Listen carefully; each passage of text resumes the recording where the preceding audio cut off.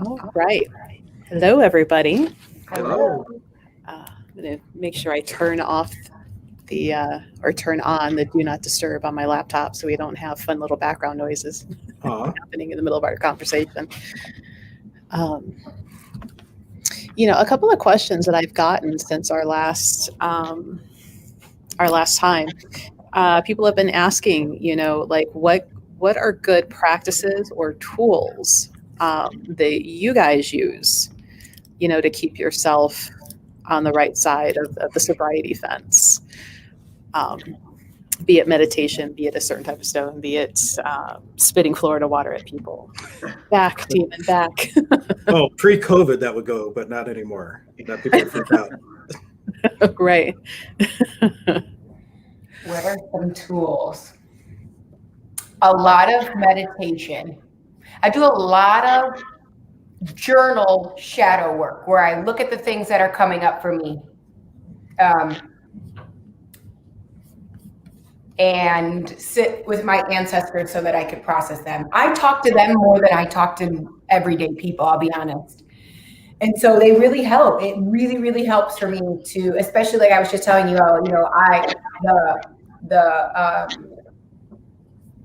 the Yawo, I love cannabis. I still use cannabis, especially in a medicinal way, right?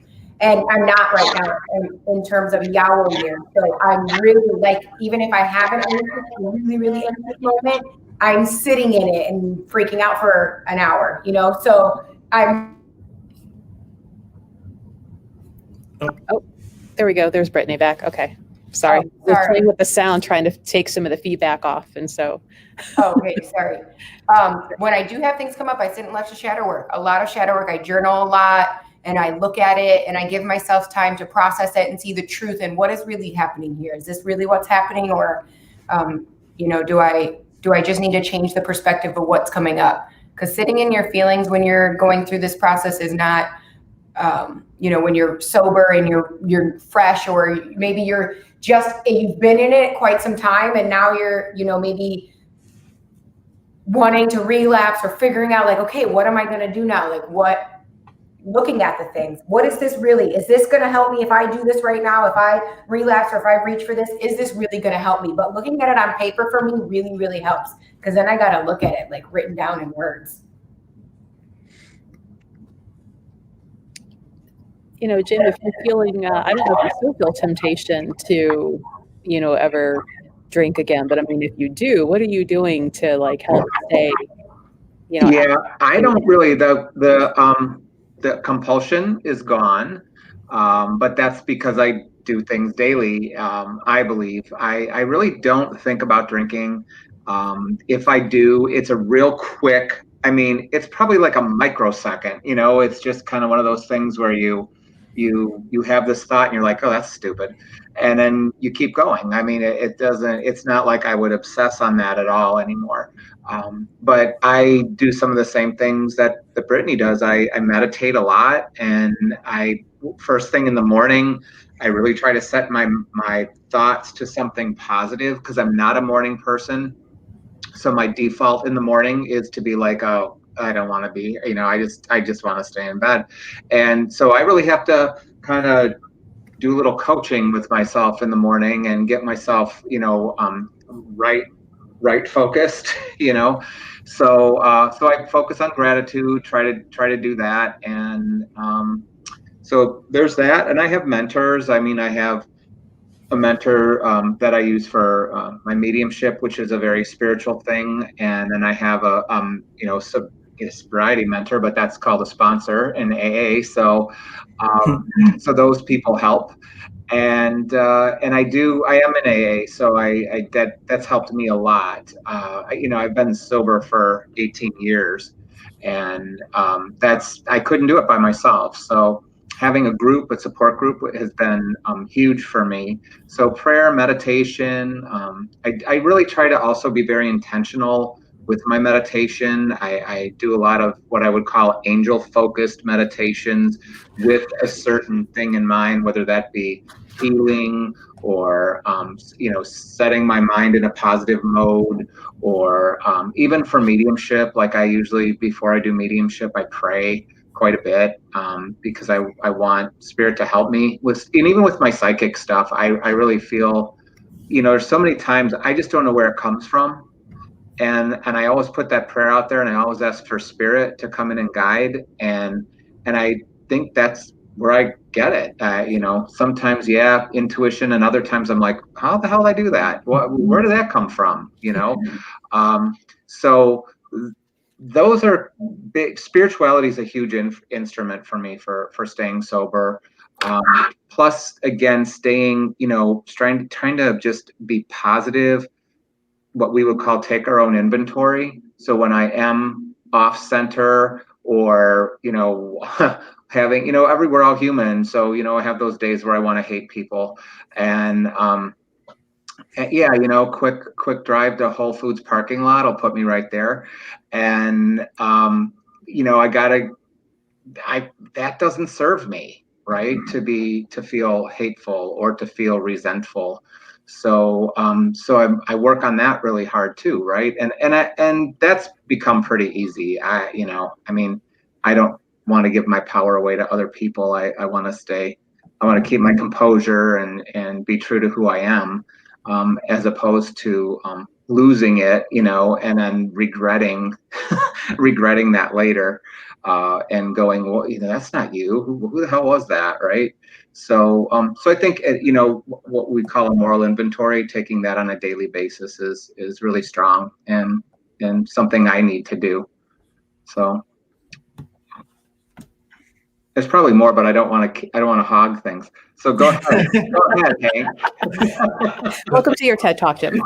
Right. I really could talk a long time about the tools, because it really is a lot. I mean, it's but like I said, that's kind of replaced the whole idea of even drinking. I just don't, when I first got sober, it would only take, all I would have to do would like to see a billboard or something, like it would be about tequila, and I'd see people on the beach and I'd be like, yes.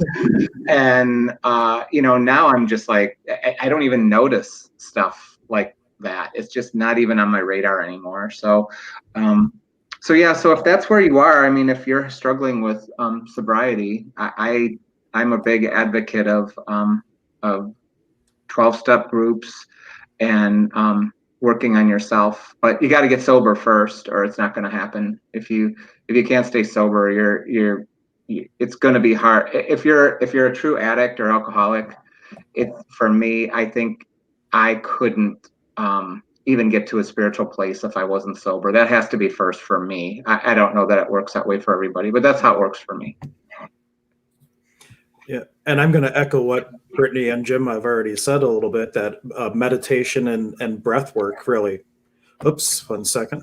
I was just bringing up, I wanted to share in the comments something that I'll post in a moment. But the thing is, like, if somebody, well, first let me say that no matter who you are, if you're watching, if you aren't resonating with alcoholism or abusing a drug or something like that, there's addictions that manifest in all kinds of different ways. People can be addicted to television, anything that's medicating you so you're not showing up for your own experience.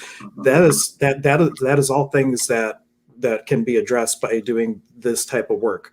And I feel that when people hear 12 steps, sometimes they're like, well, I don't need that because I'm not that bad or anything like that. The addiction to polarity and duality is the strongest addiction there is. So everybody can benefit from these types of tools, regardless of if you are a drinker or not a drinker. But when you first start to enter into the space of really showing up for your experience and putting down whatever you're medicating with, change everything. They say with AA, do 90 meetings in 90 days. It is so important to immerse yourself into completely different surroundings. Get all those tools so that when you're not going to a meeting every day, or you're not having a support every day, you then have these tools like meditation and breath work and everything else that can really carry you through till you have the next opportunity with your sharing partner or sobriety sponsor, mentor, whatever you want to call it, to get you to that point. And then the final thing before Melissa can ask us whatever other fun question she has is, when you start to settle into a practice, especially meditation, pick one thing that you're going to do right before you start. because it's going to start to create the response called anchoring. This is like Pavlov's dog with the tuning fork, right? So if you're about to meditate, 3 deep breaths, this is what I personally do. I do 3 deep, slow breaths, and then I settle in, and I can be in a place of like a meditative state that would take me normally 2 hours to get to, because I activate an anchor. So as you start to build that practice, pick something, whether it's pinching your finger, a couple deep breaths, ringing a bell, whatever it is, it can really help to, when you really need to, when you're blindsided, to enter into that space of calmness. I just wanted to add with that, where you talked about addictions, and yeah, it doesn't have to be alcohol and drugs for sure. It could be people, codependency, right? It could be buying, shopping, and whenever I hear that, I went through a period, and so this is how I know when sobriety. I'm sober, but I'm not. I'm sober from alcohol, but I'm not really free because I'm engaging in an addictive behavior. And I've got a cupboard full of Swarovski crystal from years ago, and I wish I could get that money back, because I don't even care about it now. But I can tell you it was about 10 or 12 years ago. I would go online, and I thought I was getting these deals, and I'm just accumulating all this glass. And and I look at that today, and I know that was because there was some other issue I just wasn't really dealing with. I was basically using that shopping button to medicate in a weird way. But yeah, so if anyone wants any Swarovski, I'm selling cheap. I'll just throw that out there. Or go back to making bracelets, Jim. Jim, we were talking about this last night, and that's something that I said about addictive behavior is when I got uncomfortable, I was telling you I can't leave. I normally leave, right? I'm like, I'm out, I gotta go do something so I can get my mind off of this or drive around. I can't do that. So there's a little bit of echo. Let me know I can put these on. I think there is. It happens. Headphones are almost a must when you stream. Yeah. With a group. It's not so if you're just doing it on your own. Am I okay? Because I don't have headphones. Right now you are. You sound fine. It depends on like the feedback going through the speaker hearing itself and stuff like that. So you might have the volume lower, or who knows. But anyway, it's all good. Yeah, because Brittany, you're kind of forced to address that because you can't leave. You're stuck at home right now in that training.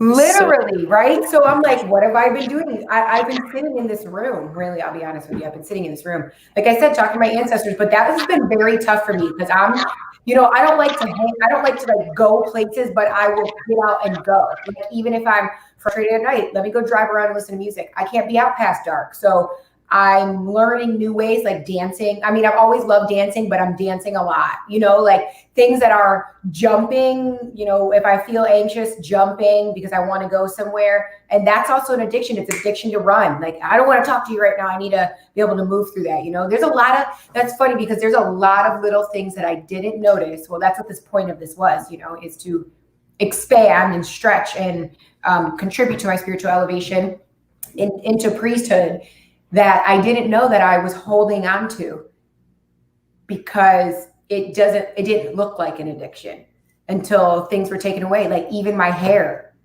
it made me comfortable, right? Like, oh, I don't feel comfortable. Let me just fluff my hair up. I don't have any, like the littlest of things, getting my eyebrows done. I just got them done today for the first time, but it would be like little things where I'm like, oh, I feel, when I'm cycling, I would feel like, oh, this is making me feel anxious. So I'm going to go get my nails or my eyebrows done and I feel fine. It's like that touch or like maybe like cleaning myself up. I couldn't do that. So I had to sit with every little thing that had come up over these last 100 days. That was pretty intense. So I had to find a lot of different things to do. And one thing that I really loved is I found my favorite YouTube video where it was all Abraham Hicks, positive terminology, pumping me up, and I'll listen to it every single day. And it's something that I've listened to for years and I put it down, but this kind of feels like I was returning to basics over these months, like returning to my basic practices all over again. So I picked it back up and I could play it 3 or 4 times a day just to pull me back into that. Oh, everything's fine. You're just moving through things you didn't even know were present because they were addictions that you didn't even know were addictions. The smallest things. Clothes. I buy a lot of clothes. Yep. Now, I think we maybe covered this in the very first. So anybody new that's joining, feel free to ask questions, type in comments. We'll answer you live. And I do believe in the first season, right, session episode, we kind of asked, or maybe we didn't, but like, at what point was for each one of you, your moment of like, okay, now it's time to get serious? Like, what was the realization of like, I have to get sober now. I can't keep avoiding. I can't keep hiding. I can't, stay in this avoidance anymore. Who wants to go first? Rock, paper, scissors. I'll start. I mean that because I had gotten to a point where my life was very compartmentalized. So I hung out with this group of people, and God forbid this other group of people knew what I did with them. It was, so I could never have had a party where all my friends showed up, because I was keeping secrets. I was this person to this group and this person to a different group. And that just started to feel really crappy after a while. And unfortunately, alcohol was then leading me to drugs, which, harder drugs, which don't help with thinking. It doesn't help with job performance. It doesn't help you make very good decisions about who you were dating. And all those things were happening for me. It was there was this compartmentalization, and I realized, I was like, this is just nuts. I can't keep track of all this. And you just kind of look at, like, you're dating someone and nobody likes that person. Well, why am I the only one that likes this person? There's got to be something off a little bit. And so it was all those, I guess, the accumulation of those decisions. And I had the day I came into to AA was because I had been drinking all night. There was a bar I went to, and we would stay there till like 7 a.m. We would just drink and drink and drink. And I got out, and there were school kids waiting at this bus stop outside of the bar, and they were scared of us. I mean, they were looking at me like, oh my God, look at that drunk idiot, stay away. And that really, that moment just resonates with me, as I didn't want to be that person. And so I got home, and about 10 in the morning, I guess, and called my sister and said, I gotta stop. And she was she was like, okay, let's do this together. We'll find you a meeting. And then, you call me after you go. And, it was really crazy. And God puts angels in your life, because I go to this meeting. It's like this random 1 o'clock in the afternoon on a Tuesday. And here is this girl that I know from the gym, right? And she's there, and of course you're in there and you don't want to see anybody, right? You don't want to see anybody that you're just like total shame. And here she is, and she's like, hey, what are you doing here? And I'm like, oh, go away. And she was an angel. She was that angel in my life. She gave me a schedule, and she said, meet me here tomorrow. And she hooked me up with a group to run with, and she was, her name was Marsha. I don't really see her around anymore, but, right place, right time. So that's my kind of how I got in the door story. And then the rest is history. So, and thank God, so much happier sober. And again, could never have made this spiritual connection drinking. There's no way. Hank. Okay. So for me, like the moment of clarity, we would call it, where I knew that I needed to get help. But at the time, I thought it was just an alcohol abuse issue. Like normal people take a shot of whiskey and then with the shower. Like normal people do that. I don't have a problem. But I remember I clearly made this just as I was like taking my last drink before I passed out for the night. I just made this declaration to the universe. I just said, God help me. It was more than a prayer. It was like a decree. If I had to phrase that position a little differently. And the next day at work at the bank, I had this emotional breakdown, and I just left. And I had been in therapy for over a year for alcohol abuse, and I had been lying to my therapist that I was sober and all this stuff, but I really wasn't. And I called her, and she's like, well, if you really are serious about getting help, you're going to have to find yourself a meeting. She made me go find it. And I ended up in rehab and all this. But as I got clean, as I got dry, not sober, I would say, I still had the idea that I was going to go through rehab and I would be able to go back and just drink normally.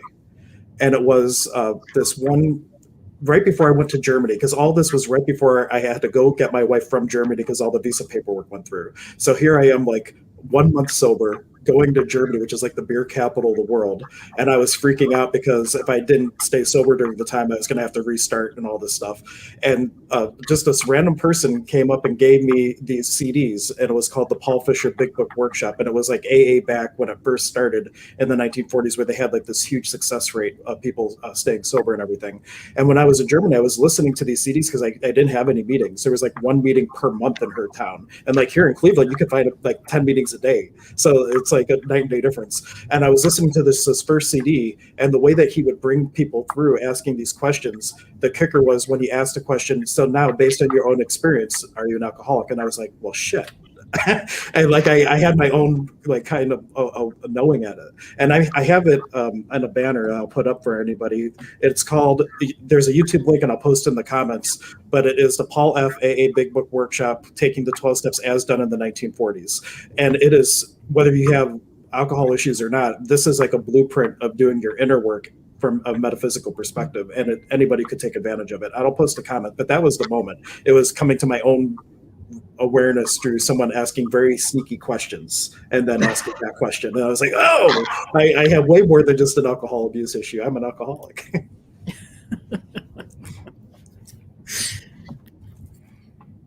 Okay, I'll go. Your turn. Mine was over.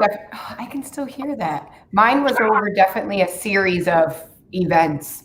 Just most of the events were where I was like, what am I, kind of like, what am I doing? Or why am I here? Or I feel this way, or coming off of a binge and then sitting with all of the things and replaying all of the things that just happened. And so that happened for some time because I was put in rehab, and I went to therapy and I tried all those things, and it was forced, it was court ordered. And so it didn't work for me. So it was a series over years of just looking at, oh my gosh, like look at what that happened, and having to sit with that and feeling guilty for maybe something that had happened, and then doing it again. And now it's even longer. And it definitely was when it started really, really taking a toll on my mental health, where I was like, I don't have anything else to live for. Like, this is my every single day. Like, where are we going to get this from? How are we going to get money for that? If I want to do something, I can't, or if I want to live, like, I can't keep doing this. And so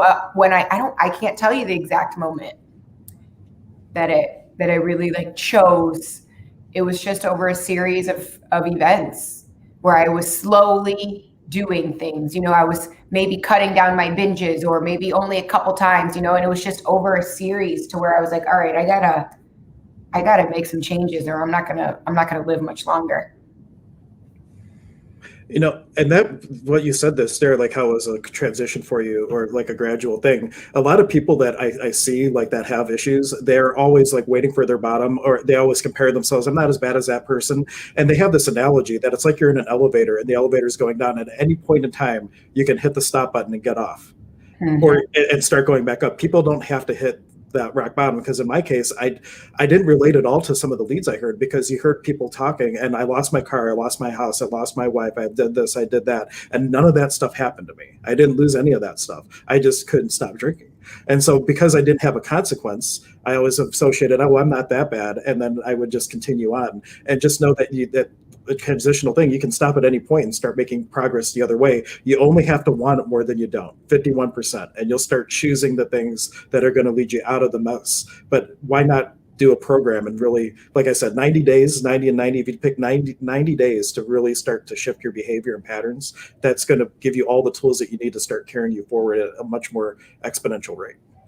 Yeah, you know what? That is really, really true about the elevator, right? Because I think about when I was thinking about, oh, okay, I know what I'm doing, right? But I was still making mistakes that I knew a lot of people that were way worse. You know, heroin is one thing that I never did. And I knew a lot of people that couldn't leave their houses or would not out. And I would watch them and we're like high on something upper and we're like, ha ha ha, like, look at them, you know, and really they're way worse, but we never got like that. It was a group of us, right? Or I never got like that. So it was fine because I could still get up and feed myself and go do things or go to work at some points, you know? But yeah, that is real because it never got that bad, you know, or whatever you want to call it. So I was like, oh, I'll be fine. I'll figure it out, which I did. But yeah, I kept letting it go. I kept going down the elevator. Yeah, I had the same. It was hard at first. I remember going into the rooms and it was like, I wasn't that bad. You know, I didn't lose my house. I didn't lose my car. I didn't have a lot of those things either. But I sure had lost my dignity, you know, and I sure had lost my ability to make good decisions. I had lost my higher power. You know, I'd lost quite a bit, but all of it wasn't as bad as that person who was living on the street. And at the time, again, you have those sponsors, and he just kept saying, just listen for the commonalities. You know, it doesn't have to be that you hit rock bottom like they did, but what were the themes? And did you have those same themes? And one of the things you talked about, Brittany, was really that pattern was drink trouble, drink trouble, drink trouble, you know, and someone said it that simply one time in a meeting. And I was like, yeah, pretty much, pretty much. Yeah. That first drink, I can guarantee about 10 hours later, trouble. Yep. That reminds me of those memes where it's like the top thing will say, I'm only going to have one drink. And then the next slide is always like 6 hours later. And the person or sometimes the animal is like half fallen off a bench. And, you know, that was me every time I drank. I'm only going to have one. And then I finished the entire bottle of whatever it was that I was drinking. And I was a whiskey bottle. Yeah. Well, and I got 1.5 liter bottles and I would go through several of those a week. It was a lot. And I would go to the bars and it's like no reasonable person. But that's the thing. When you're in an addiction like that, you're disillusioned and you don't see that you're in it. Like, even though you might kind of know, but you really don't have the perspective to see kind of like the mess that you're in. And then once you do have that moment of clarity and you look back, it's like, oh my gosh, I was a lunatic for doing that. It's like, it's very sobering, pun intended. No, I know, Jim, you and I think we've had this discussion after the last live, that and maybe Hank, Brittany, if you've noticed, and I can't remember because we've covered so many things, you know, are you noticing that you're getting more and more clients who are either recovering or thinking about recovering since we've done these, because now they feel comfortable coming to you? I can go. I not because I work with people more in the business aspect of things, but I did have clients prior to this, actually a couple of them. It's heavier work for me. And so it's not something that I even want to do, you know? Yeah, I'm probably not the best person to always give advice in that area, especially because there's, you know, not that I don't have the tools, I have the tools, and telling people like, oh, you got to change your environment. Like, I'm surrounded by alcoholics. They're all over in my family, you know? So it's still something where you just either have to choose it or you choose it. But the clients that I've worked with in the past, they were actually able to change their whole environments. And so that was nice. They moved out of the country. But no, it's not something that I want to do. And I can say probably like Jim, I find that whatever I'm going through in life, the clients that show up are mirroring that. And that is a kind of a testament of a great truth that we're all one in a way. And as we are going through, there's a term in our shamanic tradition, Texte Lerpu means cosmic mirror. It's like, Wilika Nuna Texte Lerpu, like it's the great cosmic mirror of souls, and we're all mirroring to each other different things. And whatever I'm going through, whatever client shows up, it's like, oh, they're in the exact same space I'm in, and I'm working them through, or it is something that I've dealt with in the past. And it's just, I think, a natural way that the universe works, like attracts like, and it gives you an opportunity to build on whatever it is you're creating or working through in your life. Yeah, you know what? Actually, I could say something like that. They're not always in the same spot, but they are where I just came from. And I've learned a lot about my human design. I've been studying human design. I don't know if anybody knows about that, but I'm a 3/5 and I'm a 3/5 projector. So that's what I actually do is I take my experiences and turn them into the things that I create. So it makes sense. So, and I'm usually experiencing something maybe for a year before I create something from it. So almost all of my clients are utilizing what I would call like a leadership level, like something that I went through and the experience that I have taken from that. Mm-hmm. Yeah, I think for me, what happens is that, especially in the beginning, when I first started doing mediumship, I had a lot of people that I was making contact with on the other side had passed from alcoholism or had a history of alcoholism. And I thought, this is interesting because it's almost like spirit is, I'm attracting this somehow, because I have that background myself. And even to this day, I mean, I think I told you, Melissa, that after that one broadcast that we did, and I talked about that, and that Sunday, I think it was like 6 out of my 8 readings were like alcoholics that were coming through.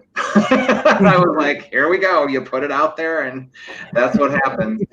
And a lot of my psychic readings too end up being you get into some advice with that. And I do seem to get a high volume of not so much alcoholics, but people who are in relationships with them. And I've been on that end as well. So it's interesting, it's interesting how that plays out.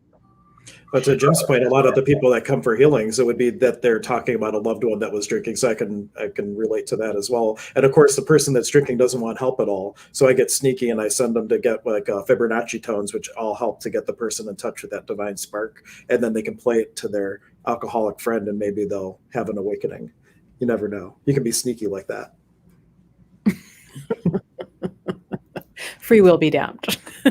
Well, I mean, you can't make them, but it helps if there's a lifeline that they can choose to pull themselves out if they like. And that's what Fibonacci plant tones a seed.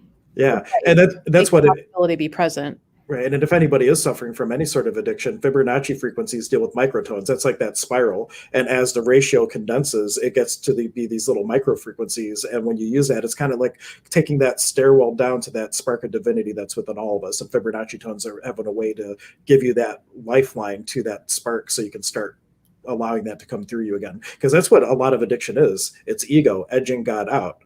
And they say in the program that it's self-will run riot, I think is the way they say it. And it's like we've totally cut ourselves off from being connected with the universe, and we think it's all us, but we're really all one. And once you can say, hey, I'm going to start walking hand in hand with the universe now, everything becomes a lot easier because you're not on your own. You're acknowledging all that is you, really. I love Fibonacci tones. Yeah. I love them.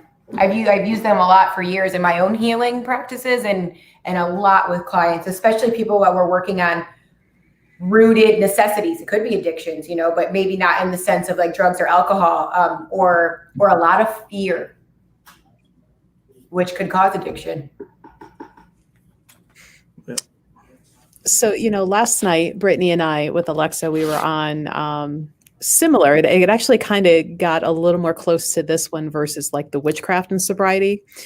But one of the things that was mentioned, and since you, Hank, and Jim have mentioned the 12-step and the knowing, the 12-step, and I'm not even sure what the question might be, and this might be for anybody joining us, the disconnect that somebody who is not from a traditional Christian-based family or upbringing, like having that difficulty trying to connect with the program.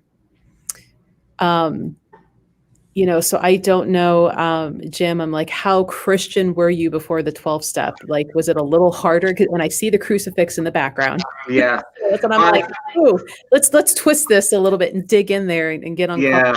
So I'm a spiritualist, so I really wouldn't call myself Christian so much. The cross is really more a statement about Santa Fe decorating than but but I do. I mean, but I respect that. You know what I mean? I do respect that, and I do come from a Catholic background. I mean, I grew up that way. You know, the first 18 years of my life were Catholicism. I went to a Catholic university. So that is embedded in me. And I think it's interesting because, you know, we've talked about that, you know, the Virgin Mary, I feel very connected with her. I pray to her. I'm drawn to have to stop at statues where I see her. I mean, so that's there. But having said that, that wasn't there when I was drinking. And when I first, one of the reasons that I didn't walk through the doors of AA is because I knew they had this whole thing about God. And at the time, I didn't think there was one. And so I walked in knowing that, but I was also desperate. So, you know, everything I was doing didn't work. So I was like, okay, I'm just going to suck it up and we'll figure out the God stuff later, you know. And they're very allowing. Like you walk in and I was like, look, I'm just going to struggle with this. And they were like, well, you know, your higher power doesn't have to be God.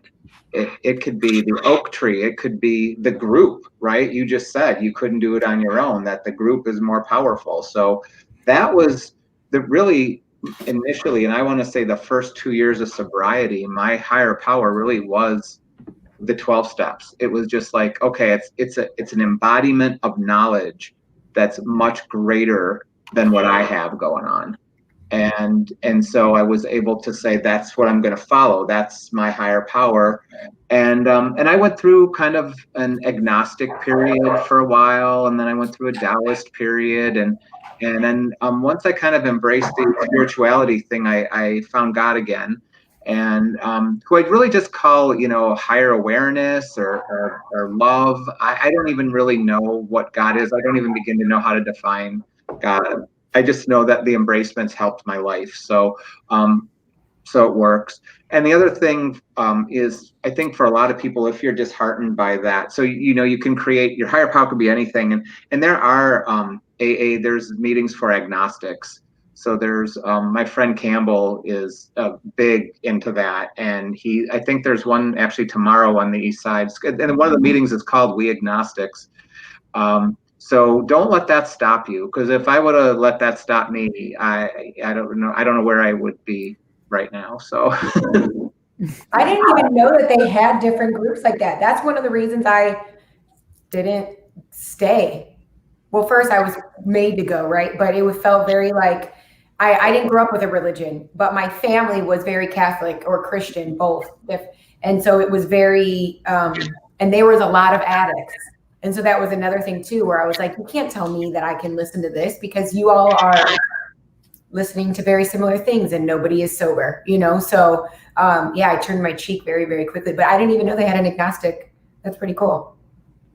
Yeah, there's a saying in AA, maybe you've heard it too, that religion is for people who are afraid of going to hell and spirituality is for people who've been there.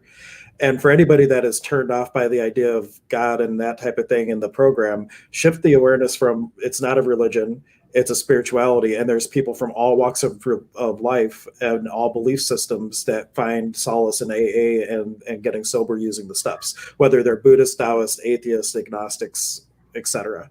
It's all about that. You're no longer trying to do it on your own, and you're allowing yourself to receive help from others. And that's really the difference. And the higher power is that you're stronger with other people and place and entities, God, however you want to call it, than on your own. Yeah, it would be interesting to find if there is almost like a more like pagan version of AA, you know. So those that are wanting help, but just really cannot get past the whole, you know, Christian God, you know, feeling and like not being able to connect and not putting themselves or being able to get themselves into that awareness and start the work. But it is kind of fun knowing that there's the atheist version, because that could be, you know, for anybody that might need it, a way to get in and start the work and then maybe grow to a point where you don't care if it's God or goddess or, you know, insert Thor, insert, you know, somebody that you're working with. That would have changed the game for me. That would have changed the whole thing. If I knew that, you know?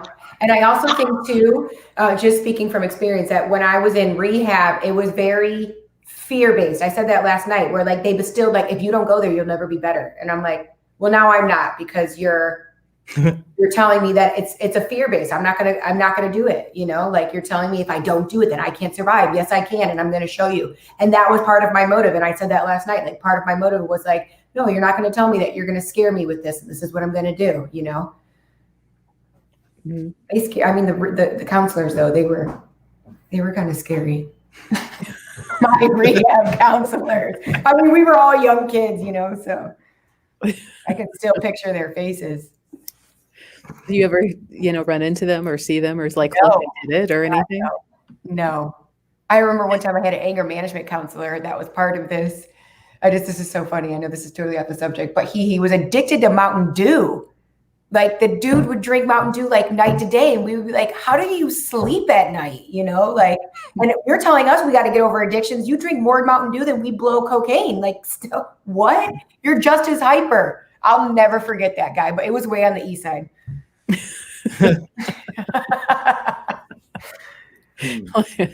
I'm off mine, but I bet you still drink Mountain Dew.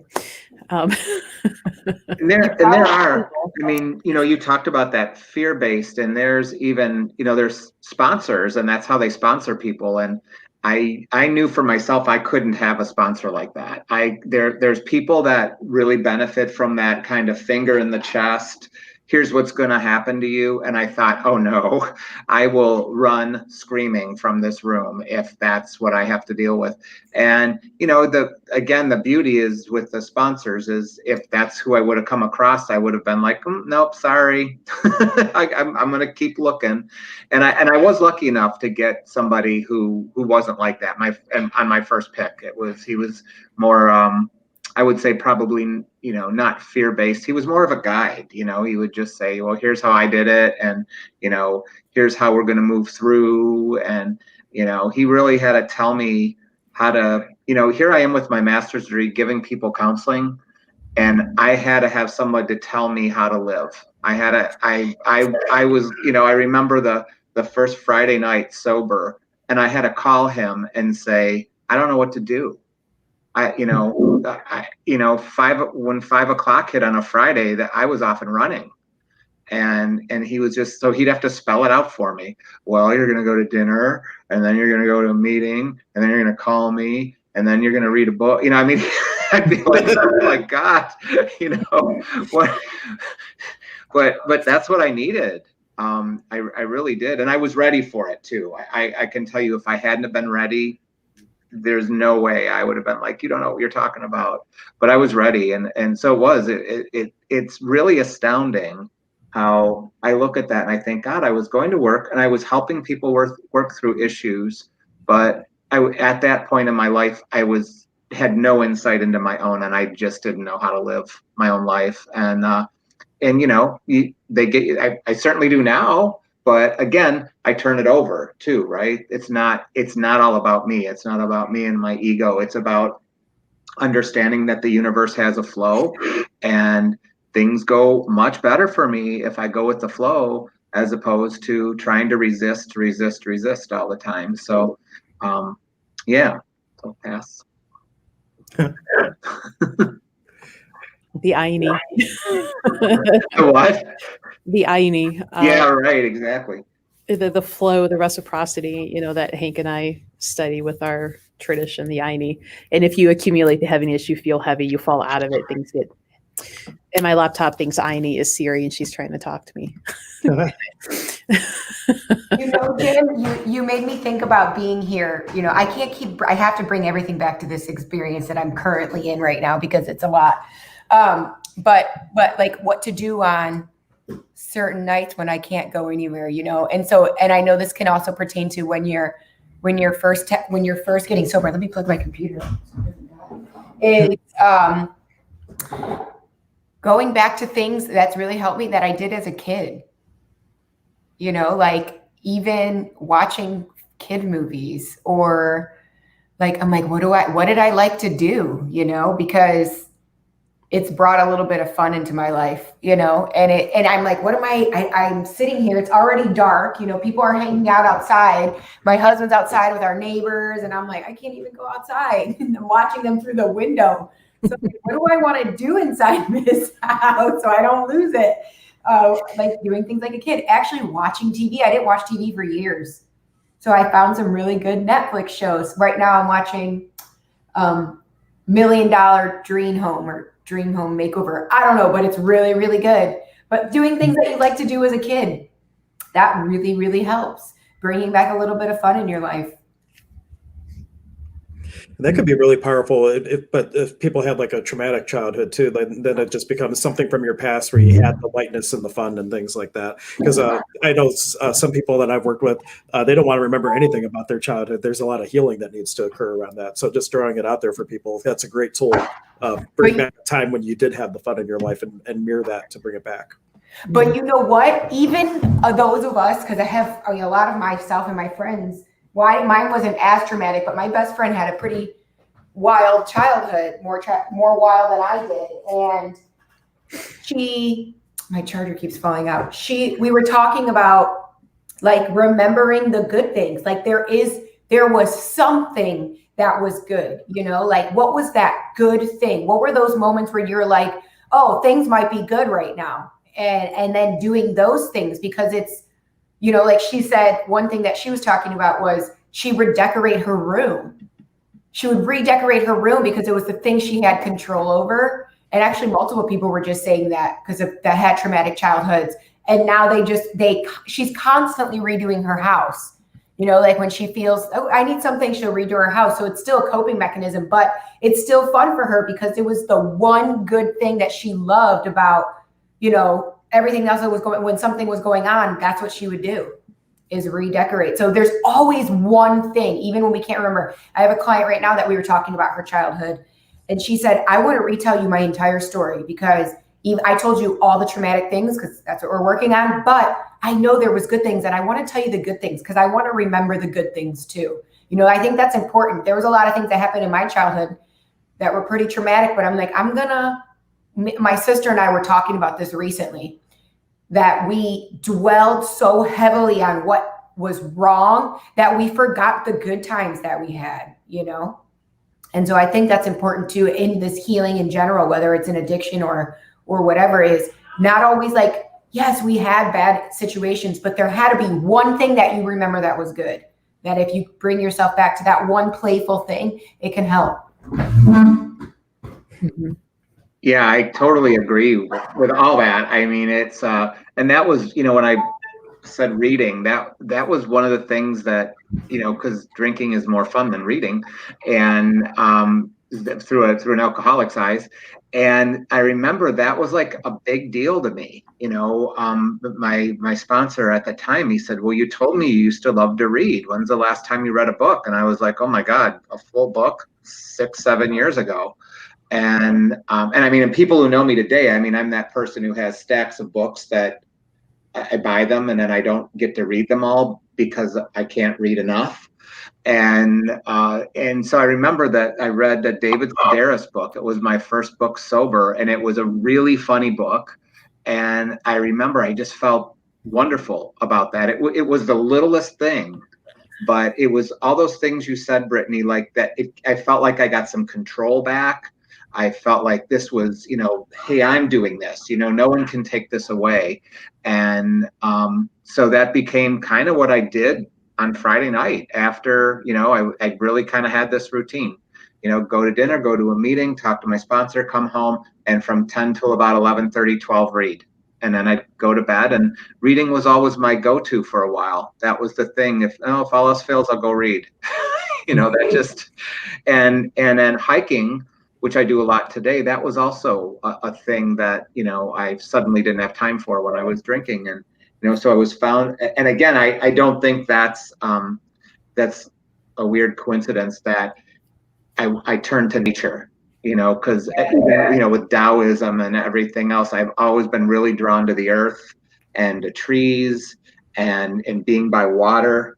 And so that also has been huge, you know, in my sobriety is connecting to the earth. So, yeah.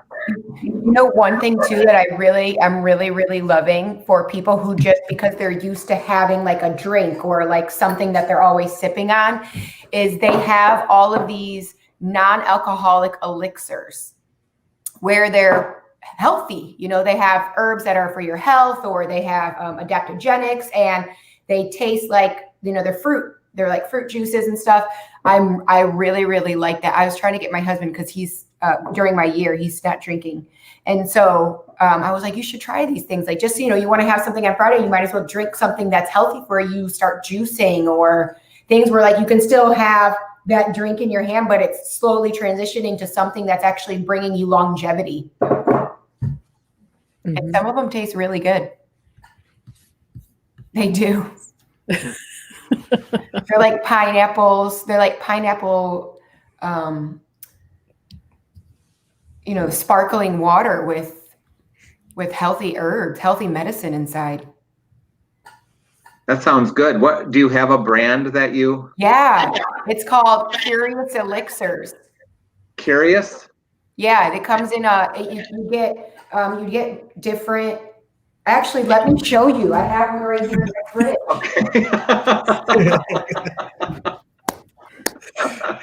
This one is so.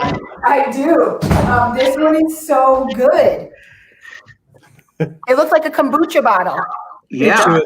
She was not paid to make this endorsement. Just in I case was not. I absolutely love them though. This one is white grape, cucumber, lemon, juniper, spearmint, ashwagandha, and orange blossom. Mm. It does sound It is. It's so good, and it has a little bit of bubble to it. Oh, neat. Carbonated too, huh? Yeah. Oh, yeah, good. it's really, really good. I know I've been drinking celery juice. It's not so great. I did that before. But it's good for you though. Yeah. I discovered caffeinated water, which is probably not good for me, but I really enjoy it. Caffeinated water. Oh yeah, it has like 100 milligrams of caffeine. It is the AA coffee replacement stream. Yeah, one can is, hang on, 125 milligrams of caffeine. No, we're not That's endorsing what it is anybody to right go kick caffeine. Yeah. Yeah, that's it.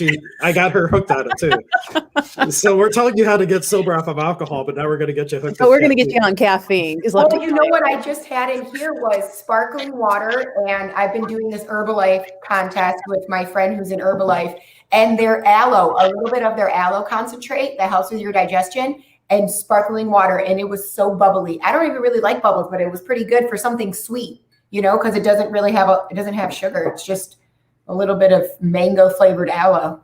You know, but all these things are really great if you find yourself in the world of addiction and things, like finding something healthy and replacing an old habit with something different that's going to benefit your body, your being, and all that, and then committing to it for a week, 90 days ideally. That's why they say 90 meetings in 90 days. That's the time to smash the old habit and really set in some good new things that you're doing. But don't just replace an unconscious habit with an unconscious habit. Do it all with awareness. And that's really where you start to respond through life instead of react, and everything changes very quickly. That's actually where I got the idea from, was a friend who's transitioning out of drinking. And so she put her sparkling water with her aloe in a wine glass and cheered herself at night. And so it's like her slow like transition, you know? So I thought it was really cool. I'm like, I'm going to try that. This sounds good. And it was really good. I'm going to be picking up some Curious Elixir myself, I probably. Yeah, but one of them was really, it was not good. The one that tastes like smoke, it tastes like smoky, like you're eating, like you're drinking. Yeah, we'll skip that one. Yeah, don't do that one. It was like smoky beef. I'm like, I don't want to drink that. You do that one. Oh, yeah, it's gross. Yeah, don't do that one. Who let them put that in a bottle? And I don't know. I was so upset. I poured it all out. It's like, I'm way off task now, but didn't Primus have an album called Pork Soda or something? I remember the band Primus. That's what that just reminded. When you said smoky beef, I was like, oh my God, it's Pork Soda. If it had a soundtrack, I'm sure it would be Primus. Yeah, right. That sounds absolutely terrible.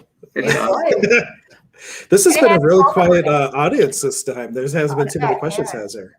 Yeah, I mean, we've had pretty steady watching with us. So hi everybody who's been hanging in the whole time. Maybe shy to ask a question, but Well, and people can always comment afterwards, and if we do another one, which I'm sure we'll do because we like doing them, we can always start with the questions that were asked from this one next time, just like you started this broadcast with. You had questions that came up since the last time we did it.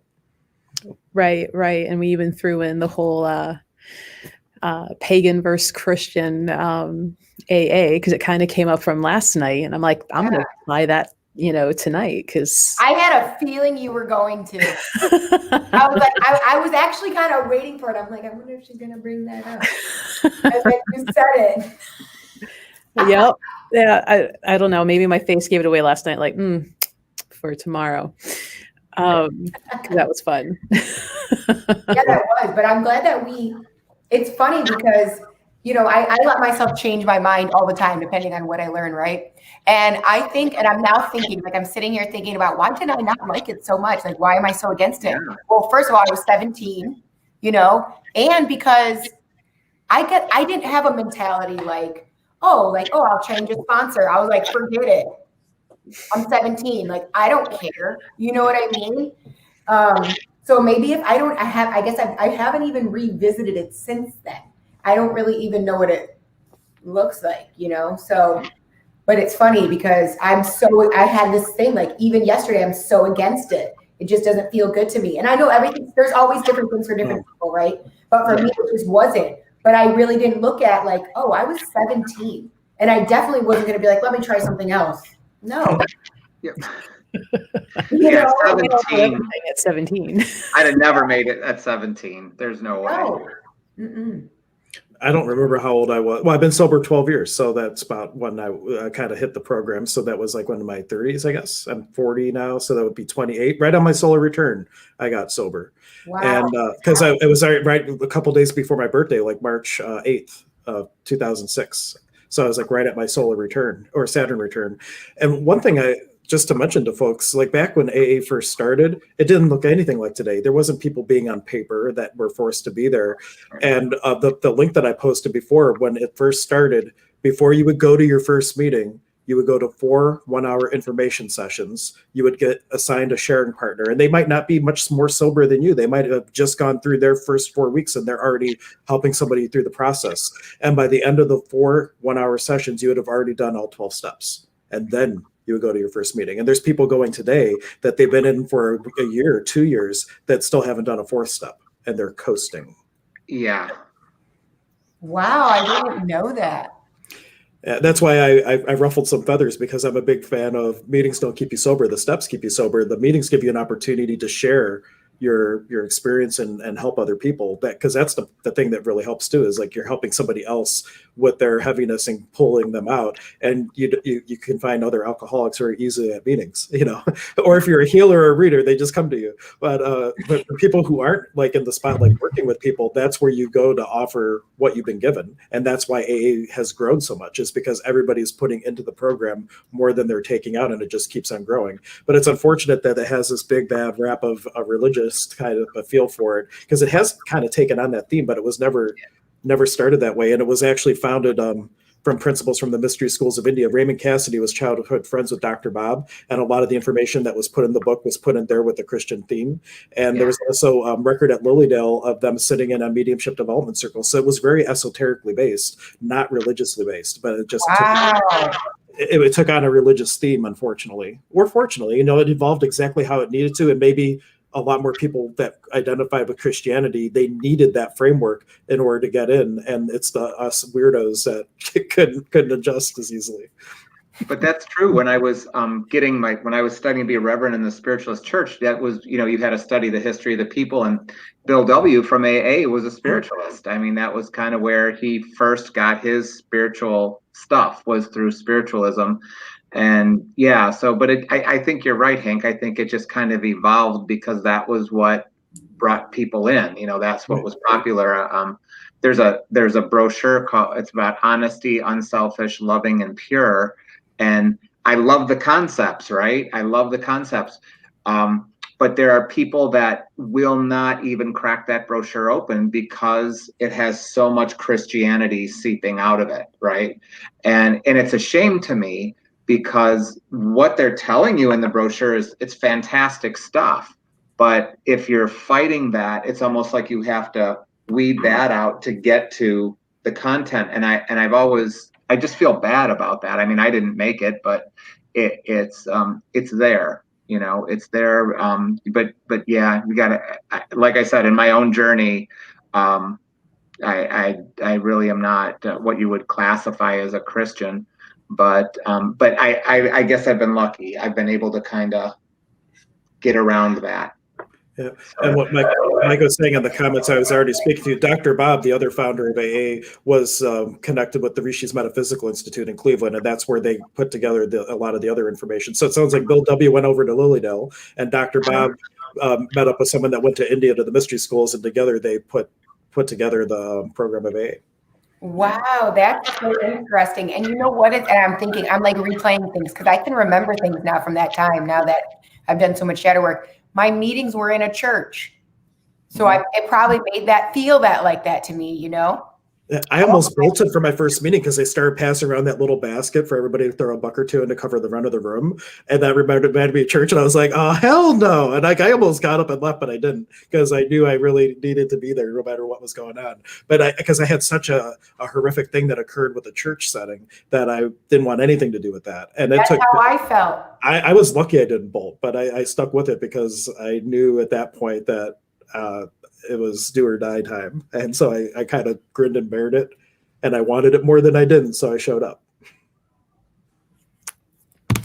Wow. We're already a little after 8:30. So this went by quick. So we'll just kind of go over real quick who we are, because we didn't do the introductions at the beginning. We got right into it. Oops. It was fun. I couldn't wait.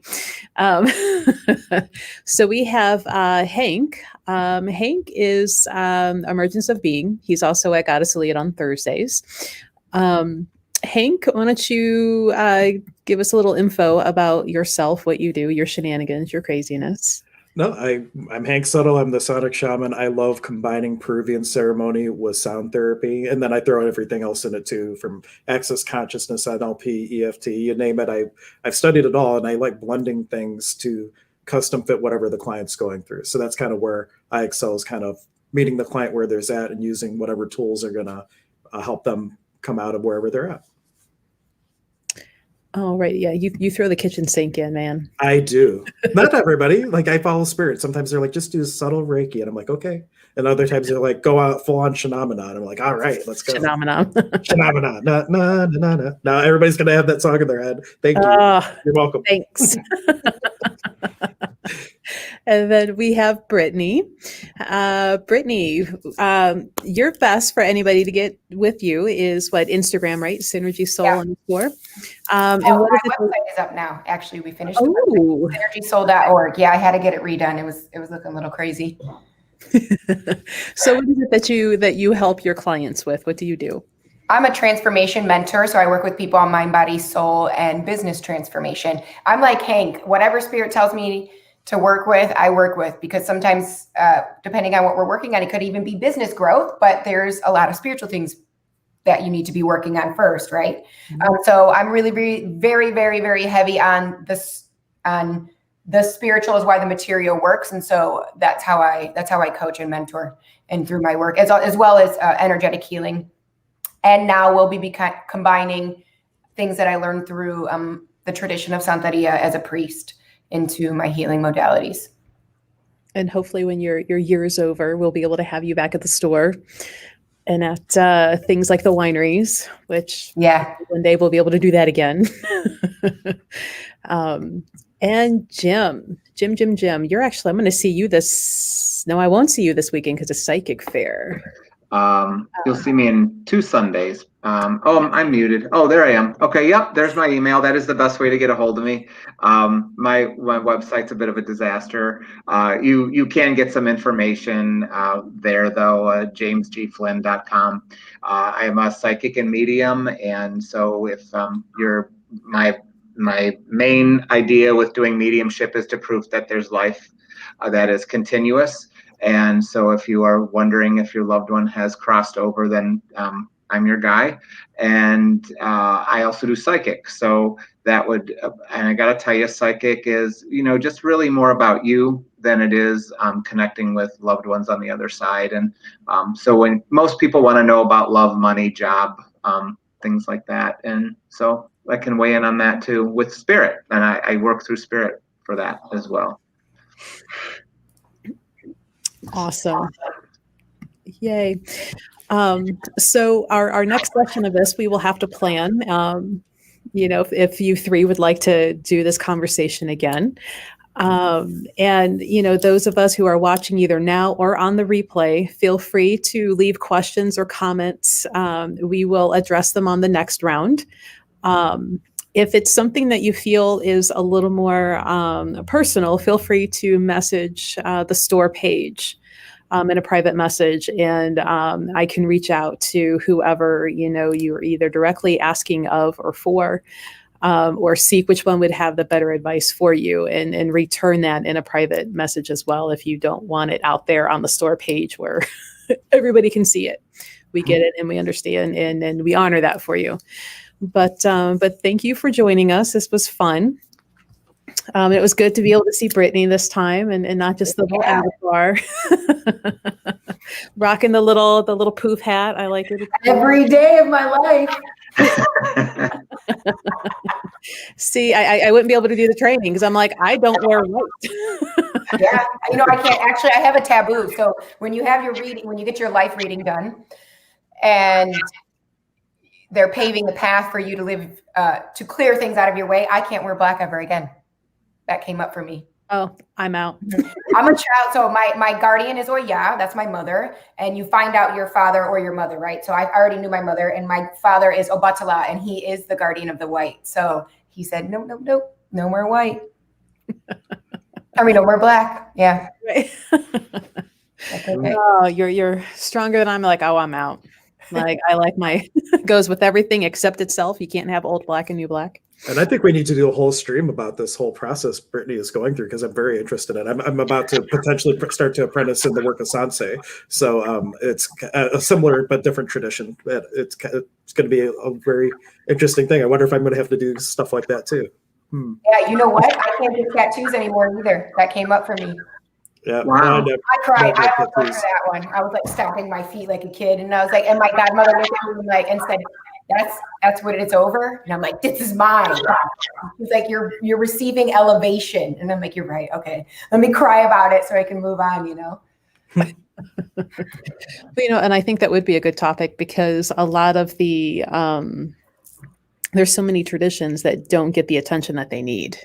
There's too much mystery, misunderstanding, false information put out to where it creates this fear. And we even have Hollywood to blame for some of that too. So, Brittany, if you're able, to do that, we could do a whole discussion on, what you've learned so far, what you're understanding. I can definitely talk about everything that I'm allowed to talk about. I would love to, because you're right, especially with African traditional practices, there's a huge fear. There's a huge fear around it. As soon as people hear, "Oh, you practice that," they're like, "You worship the devil," and I'm like, "Oh, okay." So, and that was big. I had to deal with a lot of that in my family. Fun stuff. I look forward to that one. I'll be a fly on the wall. Let me know what's going to be. Yeah, me too. I'm really interested. It just sounds like a wonderful process. It's just it is so much. I'm sporting my Papa Legba right here. Oh yeah. Yeah, Brittany, we'll have to text and get some dates going and okay. To do that one. So it'll be fun, I think. But hey, Susan, thanks for joining us. Though we're getting ready to, darn it, Siri, stop it. We're getting ready to close out for the night. This will be available on a replay, and I think Susan's in for that one too. She just put in yes really big, so we'll definitely have to do that. I lost where I was, but thanks for coming. We'll do this again.